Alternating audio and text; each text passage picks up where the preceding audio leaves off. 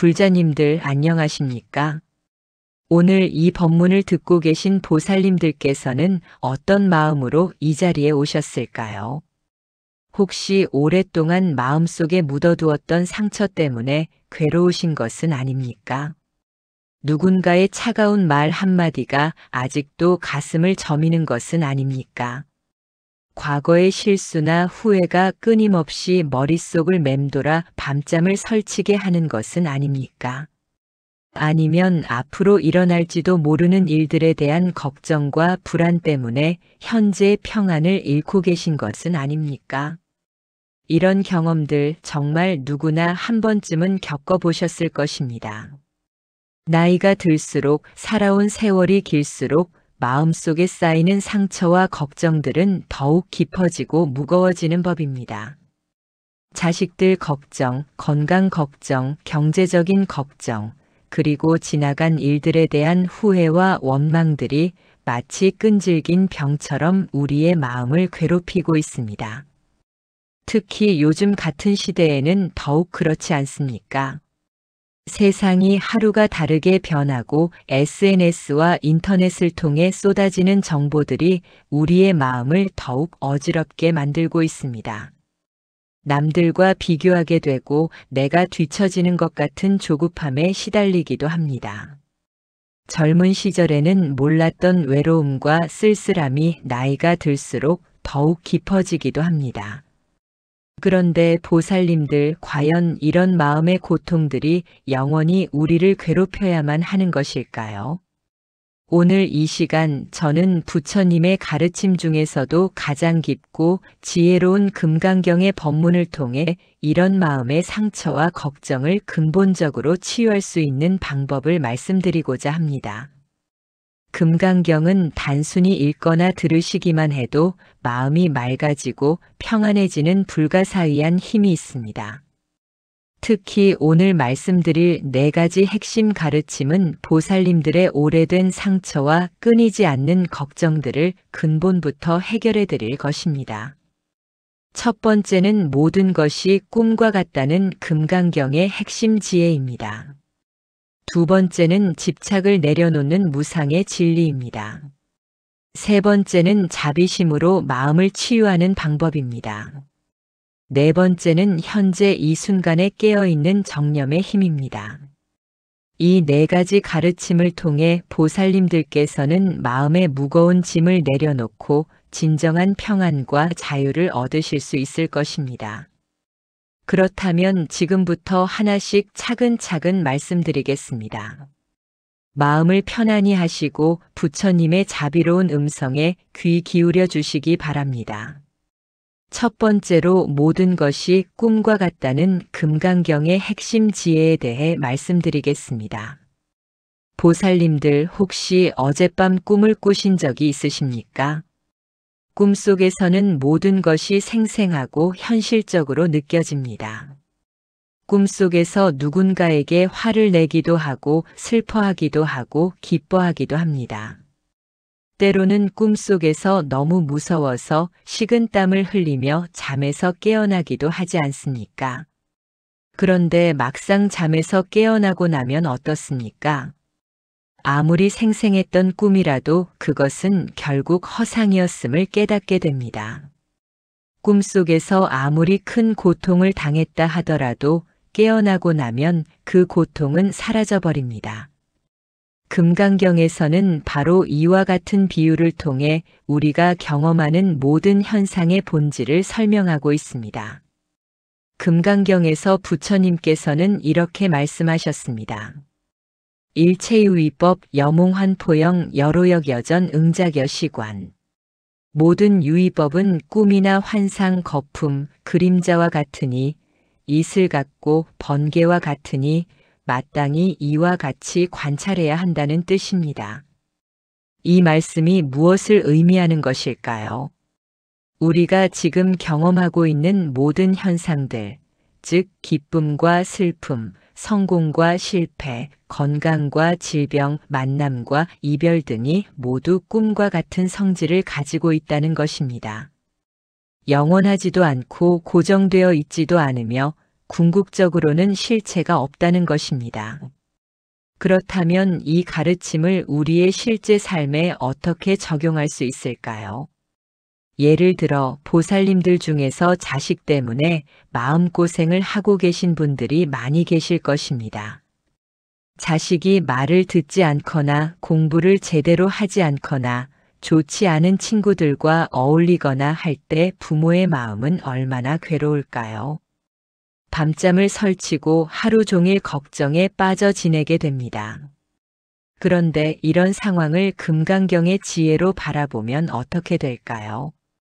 자식의 현재 모습도 내가 느끼는 걱정도 모두 꿈과 같은 것이라는 관점에서 바라볼 수 있게 됩니다.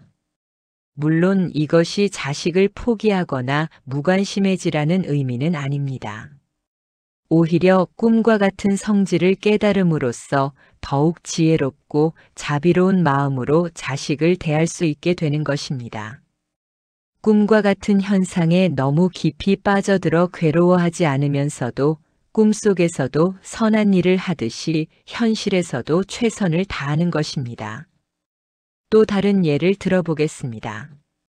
건강에 대한 걱정 때문에 괴로워하고 계신 분들이 많을 것입니다.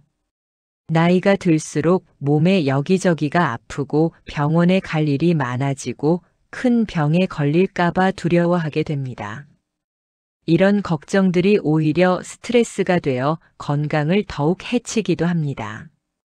그런데 건강과 질병도 꿈과 같은 것이라는 관점에서 바라보면 어떨까요? 물론 몸을 잘 관리하고 건강을 유지하려는 노력은 계속해야 합니다. 하지만 건강과 질병에 대한 집착과 두려움에서는 자유로워질 수 있습니다. 건강할 때는 감사한 마음으로 받아들이고 아플 때는 그것도 꿈과 같은 것이라는 지혜로 받아들이는 것입니다. 이렇게 되면 건강에 대한 과도한 걱정이나 질병에 대한 극도의 두려움에서 벗어날 수 있습니다. 과거의 상처나 실수에 대한 후회도 마찬가지입니다. 누구나 살면서 후회되는 일들이 있습니다. 잘못된 선택을 했거나 누군가에게 상처를 주었거나 기회를 놓쳤거나 하는 일들 말입니다. 이런 과거의 일들이 계속 마음속에 남아서 현재의 평안을 방해합니다. 그런데 과거의 모든 일들도 결국은 꿈과 같은 것입니다. 이미 지나가 버린 일이고 다시 되돌릴 수도 없는 일입니다. 꿈속에서 일어난 일을 가지고 깨어난 후에도 계속 괴로워할 필요가 없는 것처럼 과거의 일들에 대해서도 그렇게 할 필요가 없는 것입니다. 물론 과거의 잘못에서 교훈을 얻고 앞으로는 더 나은 선택을 하려고 노력해야 합니다. 하지만 과거에 대한 후회와 자책에 빠져서 현재를 망치거나 미래를 어둡게 만들 필요는 없는 것입니다. 이런 지혜를 실제로 실천하는 방법은 무엇일까요? 먼저 하루에 한 번씩 조용한 시간을 내어 명상을 해보시기 바랍니다. 편안한 자세로 앉아서 눈을 감고 지금 이 순간 마음속에 떠오르는 걱정이나 괴로운 생각들을 관찰해 보세요. 그리고 그 생각들을 바라보면서 마음속으로 꿈과 같고 환상과 같고 거품과 같고 그림자와 같다라고 되뇌어 보세요. 처음에는 실감이 나지 않을 수도 있습니다. 하지만 계속 연습하다 보면 점점 마음의 무거운 짐들이 가벼워지는 것을 느끼실 수 있을 것입니다. 또한 일상생활에서 어려운 상황에 직면했을 때도 이 지혜를 적용해 보세요. 화가 날 때, 슬플 때, 걱정될 때마다 이것도 꿈과 같은 것이구나라고 생각해 보는 것입니다. 그러면 그 감정에 완전히 휩쓸리지 않고 한 걸음 물러서서 지혜롭게 대처할 수 있게 됩니다. 경전에서는 이렇게 말씀하고 있습니다. 과거심 불가득, 현재심 불가득, 미래심 불가득. 과거 마음은 얻을 수 없고 현재 마음도 얻을 수 없고 미래 마음도 얻을 수 없다는 뜻입니다. 모든 마음의 상태는 끊임없이 변화하고 흘러가는 것이므로 어떤 특정한 마음 상태에 집착할 필요가 없다는 것입니다. 이 가르침을 통해 우리는 마음의 자유를 얻을 수 있습니다. 두 번째로 집착을 내려놓는 무상의 진리에 대해 말씀드리겠습니다. 보살님들, 우리가 왜 괴로운지 아십니까? 괴로움의 근본 원인은 바로 집착 때문입니다. 내가 원하는 것을 얻지 못할 때, 내가 가진 것을 잃을까봐 두려워할 때, 현실이 내 기대와 다를 때 우리는 괴로워합니다. 그런데 이 모든 괴로움의 뿌리는 무엇인가에 대한 집착에서 비롯됩니다. 금강경에서는 이런 집착의 허상을 깨뜨려주는 깊은 지혜를 말씀해주고 있습니다. 부처님께서는 수보리에게 이렇게 말씀하셨습니다. 응무소주의 생기심, 마땅히 머무는 바 없이 그 마음을 일으킬지어다. 이 짧은 구절 속에는 엄청난 지혜가 담겨 있습니다. 어떤 것에도 머물러 있지 말고 집착하지 말고 자유로운 마음을 일으키라는 뜻입니다. 우리는 평생 무엇인가에 의지하고 무엇인가에 집착하며 살아갑니다. 젊을 때는 성공에 집착하고 나이가 들면 건강에 집착하고 자식들에게 집착하고 재산에 집착합니다. 심지어 종교적인 수행을 하면서도 깨달음이나 공덕에 집착하기도 합니다. 그런데 이런 집착들이 오히려 우리를 괴롭게 만드는 원인이 됩니다. 예를 들어보겠습니다. 많은 분들이 자식들의 성공에 집착하고 계실 것입니다. 자식이 좋은 대학에 가야 하고 좋은 직장에 취직해야 하고 좋은 사람과 결혼해야 한다고 생각합니다. 그래서 자식이 자신의 기대에 부응하지 못할 때 실망하고 괴로워합니다. 하지만 이런 집착이 과연 자식을 위한 것일까요? 아니면 자신의 욕심일까요? 자식도 독립된 인격체이고 자신만의 인생을 살아가야 하는 존재입니다. 부모의 기대와 집착이 오히려 자식에게는 부담이 되고 부모 자신에게도 끊임없는 괴로움의 원인이 됩니다. 또 다른 예로는 건강에 대한 집착을 들 수 있습니다. 물론 건강은 소중하고 건강을 지키려는 노력은 필요합니다. 하지만 건강에 과도하게 집착하게 되면 오히려 스트레스가 되어 건강을 해칩니다. 조금만 몸에 이상이 있어도 큰 병에 걸린 것은 아닌지 과도하게 걱정하고 병원을 전전하며 온갖 검사를 받습니다. 이런 과도한 집착이 오히려 마음의 평안을 깨뜨리고 삶의 질을 떨어뜨립니다. 그렇다면 우리는 어떻게 이런 집착에서 벗어날 수 있을까요? 먼저 무상의 진리를 깊이 깨달아야 합니다. 세상의 모든 것은 변화하고 사라집니다. 우리가 아무리 간절히 원하고 붙잡으려고 해도 모든 것은 흘러가고 변화합니다. 젊음도 건강도 부도 명예도 심지어 생명까지도 영원하지 않습니다. 이것이 불변의 진리입니다. 옛날 조주 선사의 일화를 하나 소개해 드리겠습니다. 어느 날 한 스님이 조주 선사에게 물었습니다. 어떻게 하면 번뇌에서 벗어날 수 있습니까? 조주 선사는 이렇게 답했습니다. 누가 너를 얽매었느냐? 아무도 저를 얽매지 않았습니다. 그렇다면 왜 벗어나려고 하느냐? 이 대화에서 우리는 깊은 지혜를 발견할 수 있습니다. 사실 우리를 괴롭게 하는 것은 외부의 상황이 아니라 그 상황에 대한 우리의 집착과 애착입니다. 상황 자체는 중성적인 것인데 우리가 그것에 의미를 부여하고 집착함으로써 괴로움이 생기는 것입니다. 그렇다면 일상생활에서 집착을 내려놓는 구체적인 방법은 무엇일까요? 첫째, 감사와 수용의 마음을 기르는 것입니다. 지금 내가 가진 것들에 대해 감사하고 현재의 상황을 있는 그대로 받아들이는 연습을 해보세요. 완벽하지 않은 현실도 부족한 부분들도 모두 인생의 일부분으로 받아들이는 것입니다. 둘째, 베풀고 나누는 마음을 기르는 것입니다. 집착은 움켜쥐려고 하는 마음에서 생깁니다.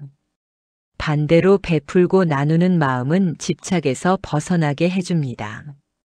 물질적인 것뿐만 아니라 시간, 관심, 사랑, 지혜 등을 다른 사람들과 나누어 보세요.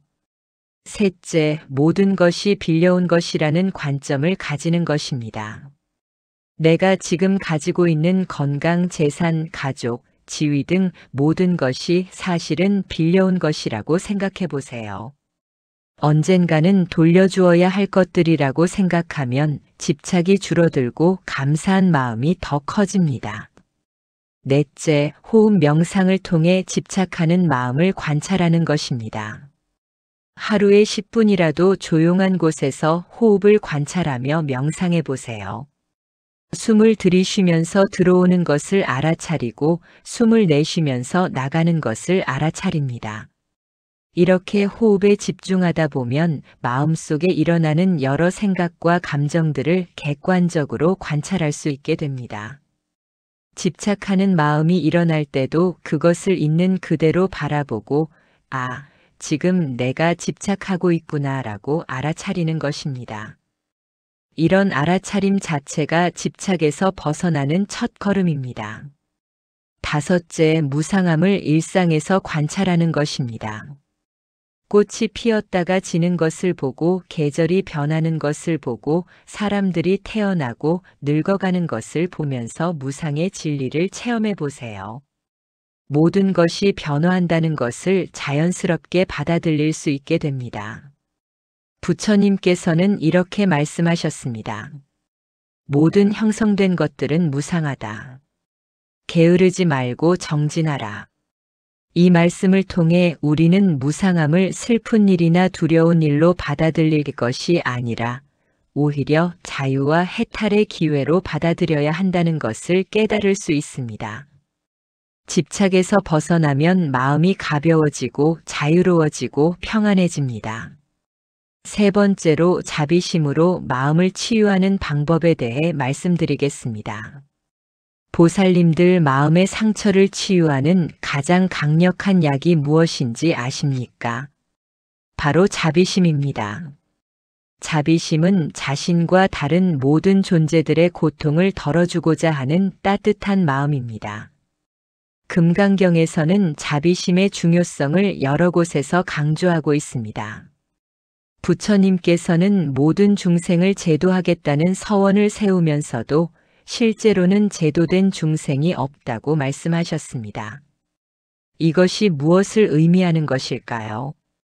진정한 자비심은 조건이 없고 대가를 바라지 않으며 심지어 자비를 베푼다는 생각조차 갖지 않는다는 뜻입니다. 마치 태양이 모든 곳을 차별 없이 비추듯이 진정한 자비심은 아무 조건 없이 모든 존재를 포용합니다. 그런데 왜 자비심이 마음의 상처를 치유하는데 그토록 효과적일까요? 우선 자비심을 가지면 원망과 분노에서 벗어날 수 있습니다. 많은 사람들이 과거에 자신에게 상처를 준 사람들을 원망하며 살아갑니다. 부모에 대한 원망, 배우자나 자녀에 대한 원망, 친구나 동료들에 대한 원망 등이 마음속에 쌓여 있습니다. 이런 원망은 마치 독과 같아서 자신의 마음을 계속 갉아먹습니다. 원망하는 대상에게는 아무런 해를 주지 못하면서 오히려 자신만 괴롭게 만듭니다. 그런데 자비심을 기르면 이런 원망에서 벗어날 수 있습니다. 자비심은 다른 사람들도 나처럼 고통받는 존재라는 것을 이해하게 해줍니다. 나에게 상처를 준 사람도 사실은 자신의 상처와 무지 때문에 그런 행동을 했을 가능성이 높습니다. 이런 이해가 생기면 원망보다는 연민의 마음이 생겨납니다. 부처님 제세시에 이런 일화가 있었습니다. 앙굴리말라라는 사람이 있었는데 그는 사람을 죽여서 손가락을 모아 목걸이를 만드는 극악무도한 살인마였습니다. 많은 사람들이 그를 두려워하고 증오했습니다. 그런데 부처님께서는 그런 앙굴리말라에게도 자비심을 베푸셨습니다. 부처님께서는 앙굴리말라의 본성이 원래 악한 것이 아니라 잘못된 가르침과 환경 때문에 그렇게 된 것임을 아셨기 때문입니다. 부처님의 자비로운 가르침을 통해 앙굴리말라는 깊이 참회하고 출가하여 아라한이 되었습니다. 이 이야기가 우리에게 주는 교훈은 무엇일까요? 아무리 나쁜 사람이라도, 아무리 나에게 상처를 준 사람이라도 그들에게도 부처가 될 수 있는 불성이 있다는 것입니다. 따라서 그들을 증오하고 원망하기보다는 그들이 깨달을 수 있도록 자비로운 마음을 가져야 한다는 것입니다. 그러면 실제로 자비심을 기르는 구체적인 방법은 무엇일까요? 첫째, 자의 명상을 하는 것입니다. 자의 명상은 자신과 다른 모든 존재들의 행복을 진심으로 바라는 명상입니다. 조용한 곳에 앉아서 먼저 자신에게 이렇게 말해보세요. 내가 행복하기를 바랍니다. 내가 괴로움에서 벗어나기를 바랍니다. 내가 평안하기를 바랍니다.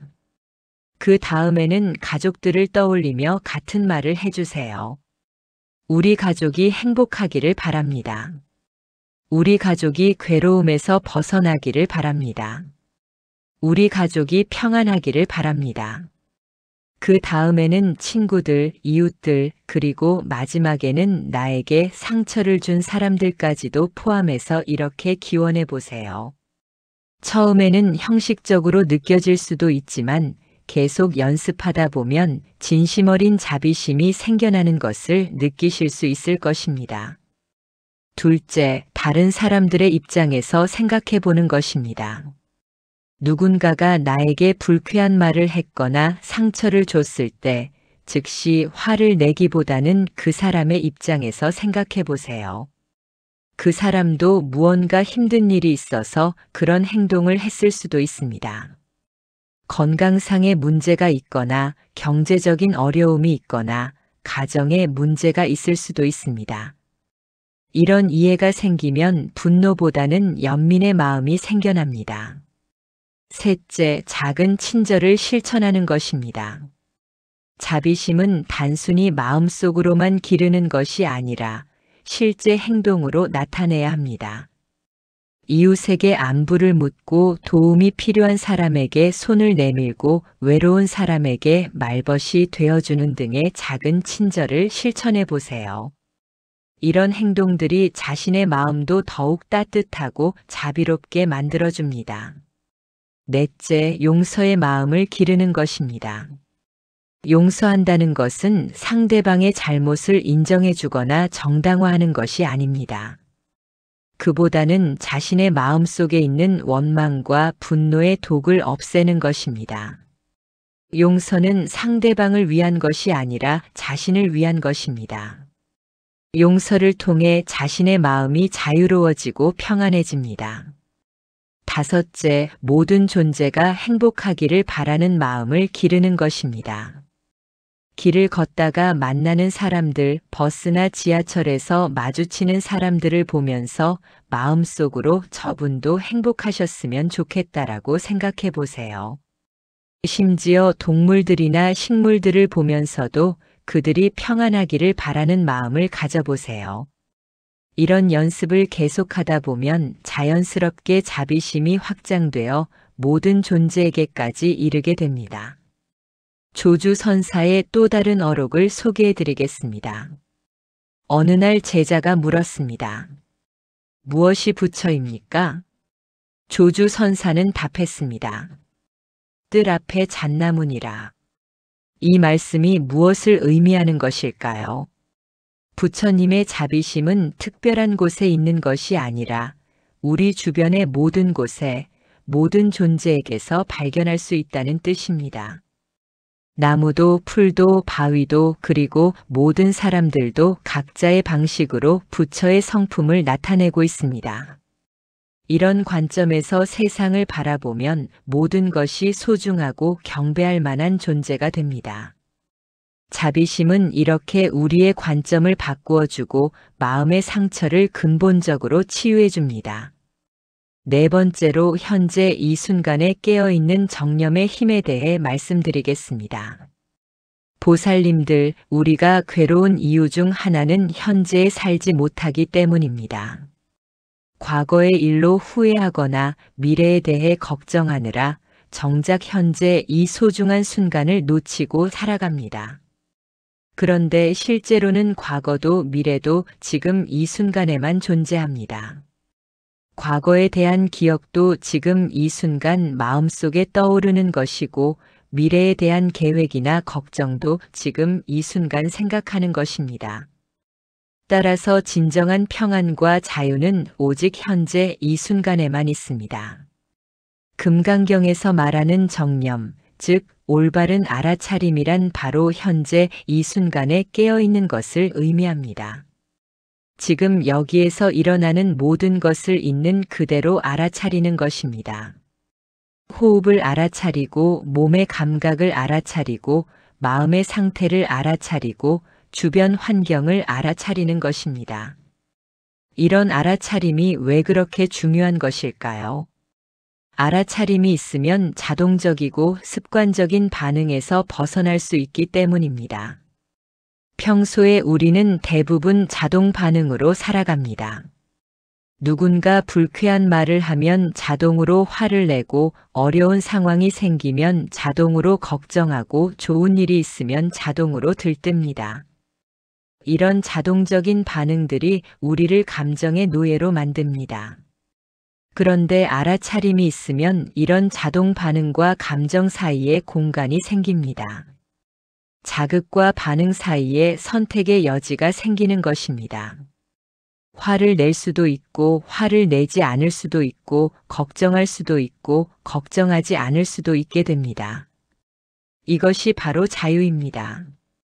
부처님께서 제자들에게 가르쳐 주신 사념처 수행이 바로 이런 알아차림을 기르는 수행법입니다. 몸에 대한 알아차림, 감각에 대한 알아차림, 마음에 대한 알아차림, 법에 대한 알아차림을 기르는 것입니다. 실제로 우리 일상에서 정념을 기르는 구체적인 방법들을 소개해 드리겠습니다. 첫째, 호흡 알아차림입니다. 하루 중 여러 번 자신의 호흡을 의식적으로 관찰해 보세요. 숨이 들어오는 것을 알아차리고 숨이 나가는 것을 알아차리세요. 특별한 시간을 따로 내지 않아도 일상생활 중에 언제든지 할 수 있는 수행입니다. 버스를 기다리거나 신호등을 기다리거나 잠들기 전에 잠시 호흡을 관찰해 보세요. 이렇게 하면 마음이 과거나 미래로 흘러가는 것을 멈추고 현재로 돌아올 수 있습니다. 둘째, 걷기 명상입니다. 걸을 때 의식적으로 발의 감각을 느껴보세요.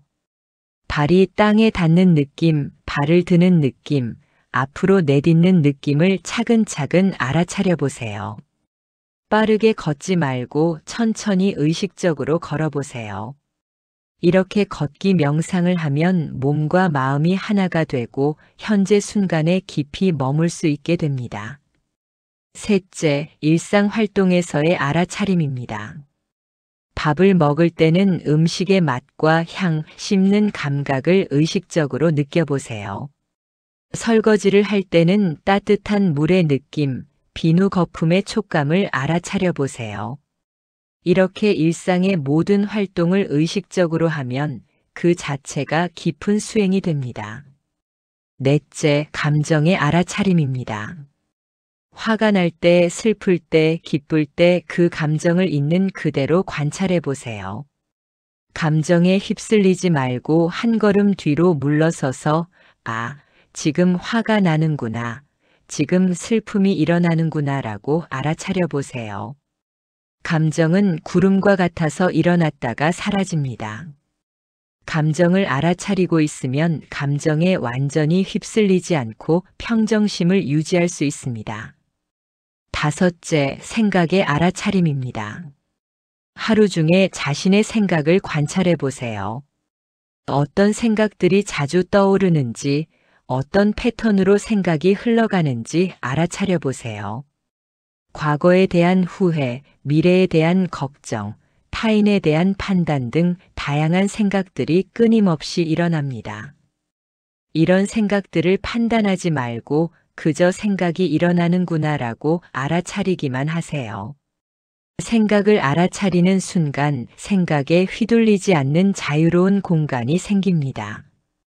여섯째, 주변 환경에 대한 알아차림입니다. 지금 주변에서 들리는 소리들을 의식적으로 들어보세요. 새소리, 바람소리, 자동차 소리, 사람들의 목소리 등을 판단하지 말고 그냥 들어보세요. 눈으로는 주변의 색깔과 형태들을 의식적으로 관찰해 보세요. 이렇게 오감을 통해 현재 순간을 생생하게 체험하면 마음이 과거나 미래로 흘러가지 않고 현재에 머물게 됩니다. 옛날 한 선사가 제자에게 이렇게 말했습니다. 배고플 때 먹고 졸릴 때 잔다. 제자가 물었습니다. 그런 것은 누구나 하는 것 아닙니까? 선사가 답했습니다. 아니다. 보통 사람들은 먹을 때 먹지 않고 온갖 생각에 잠겨 있고 잘 때 자지 않고 꿈속에서 헤맨다. 이 이야기는 진정한 알아차림이 무엇인지를 잘 보여줍니다. 단순히 무언가를 하는 것이 아니라 그것을 하고 있다는 것을 완전히 알아차리면서 하는 것입니다. 현재 이 순간에 완전히 깨어 있는 것입니다. 이런 정념의 수행을 계속하면 놀라운 변화들을 경험하게 됩니다. 과거에 대한 후회가 줄어들고 미래에 대한 불안이 줄어들며 현재 순간의 평안과 기쁨을 발견하게 됩니다. 또한 삶의 모든 순간이 소중하고 의미 있다는 것을 깨닫게 됩니다. 설령 어려운 상황이 와도 그것을 있는 그대로 받아들이고 지혜롭게 대처할 수 있는 힘이 생깁니다. 보살님들, 오늘 이 시간 동안 금강경의 깊은 지혜를 통해 마음의 상처와 걱정을 치유하는 4가지 방법을 함께 나누었습니다. 첫 번째로는 모든 것이 꿈과 같다는 금강경의 핵심 지혜를 통해 현상에 대한 집착에서 벗어나는 방법을 말씀드렸습니다. 두 번째로는 집착을 내려놓는 무상의 진리를 통해 마음의 자유를 얻는 방법을 나누었습니다. 세 번째로는 자비심으로 마음을 치유하고 원망과 분노에서 벗어나는 방법을 살펴보았습니다. 네 번째로는 현재 이 순간에 깨어있는 정념의 힘을 통해 진정한 평안을 얻는 방법을 배웠습니다. 이 4가지 가르침은 서로 분리된 것이 아니라 하나로 연결되어 있습니다. 꿈과 같은 현상의 본질을 깨달으면 집착에서 벗어날 수 있고 집착에서 벗어나면 자비심이 자연스럽게 생겨나며 자비심이 있으면 현재 순간에 깨어 있을 수 있게 됩니다. 그리고 현재 순간에 깨어 있으면 모든 현상의 꿈과 같은 본질을 더욱 깊이 체험할 수 있게 됩니다. 이런 선순환을 통해 우리의 마음은 점점 더 자유롭고 평안해집니다. 부처님께서 금강경에서 말씀하신 대로 이런 법문을 듣고 의심하지 않고 믿는 것만으로도 큰 복덕을 쌓게 됩니다.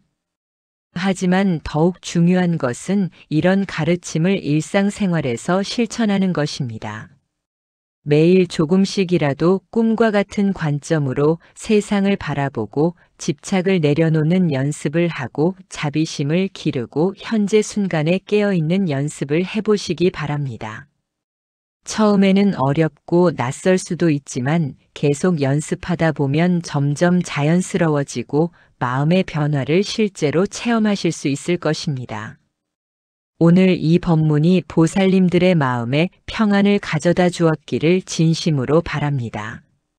만약 이 내용이 도움이 되셨다면 좋아요 버튼을 눌러주시고 댓글로 여러분의 소중한 경험이나 질문을 나누어 주시기 바랍니다. 또한 주변에 마음의 고통으로 힘들어 하시는 분들이 계시다면 이 영상을 공유해 주셔서 부처님의 자비로운 가르침이 더 많은 분들에게 전해질 수 있도록 해주시기 바랍니다. 다음 법문에서는 또 다른 깊은 가르침으로 여러분과 만나 뵙겠습니다. 오늘 이 시간 함께 해주신 모든 분들께 깊은 감사를 드리며 이 법문의 공덕을 일체 중생에게 회양합니다. 모든 중생이 괴로움에서 벗어나 진정한 평안과 행복을 얻기를 간절히 기원합니다. 관세음보살님, 합장.